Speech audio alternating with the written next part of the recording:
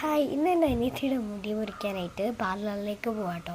അപ്പോൾ അവളുടെ എക്സ്പ്രഷനും ഒക്കെ നമുക്ക് കാണാം. അപ്പോൾ മുടി മുറിക്കുന്നതൊക്കെ കാണാം. നമ്മൾ എൻ്റെ വീട്ടിൻ്റെ അടുത്ത് പോകുന്നതുകൊണ്ടാണ് ഈ ഡ്രസ്സ് ഇടുന്നത്. അപ്പോൾ നമുക്ക് കാണാം. അപ്പോൾ ശിഖയുടെ മുടി മുറിക്കാൻ പോവാണ്.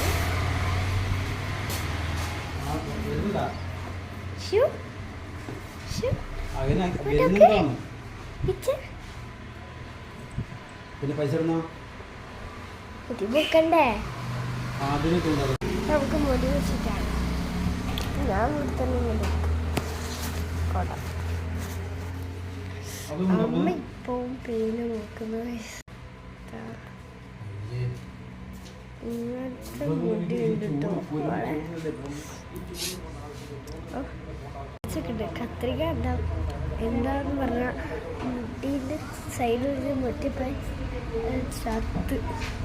ചത്തുന്നില്ല കേട്ടോ. അവർക്ക് വേദനയാവും, കരയും. അപ്പം ഇത്ര മുടിയുണ്ടായിരുന്നു.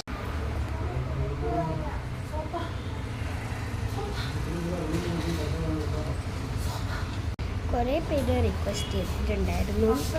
എൻ്റെ അനിയത്തിൻ്റെ പേരെന്തായിരുന്നു? എൻ്റെ അനിയത്തിൻ്റെ പേര് ശിഖ എന്നാണ്. എല്ലാവർക്കും ബാക്കി ശിഖയുടെ മുടി മുറിക്കുന്നത് എങ്ങനെയാണ്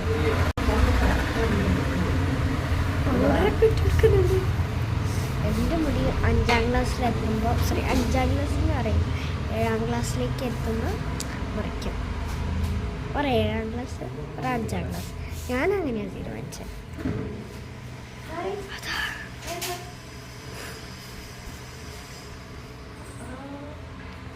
എൻ്റെ പാർട്ട് ഞാൻ അടുത്തേക്ക് ഇടാൻ പോകും.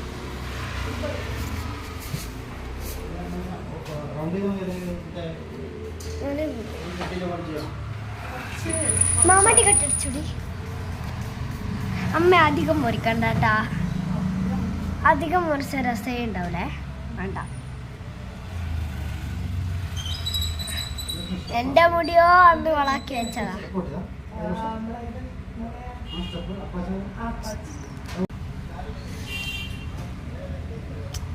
അടിക്കുന്ന എൻ്റെ പാർട്ട് ഞാൻ വേറെ ഇടേ.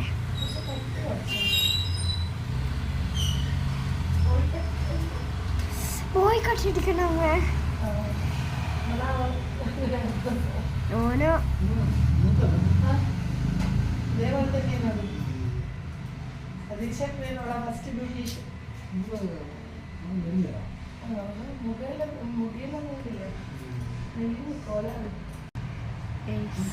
എന്നൊക്കെ പറയുന്നു.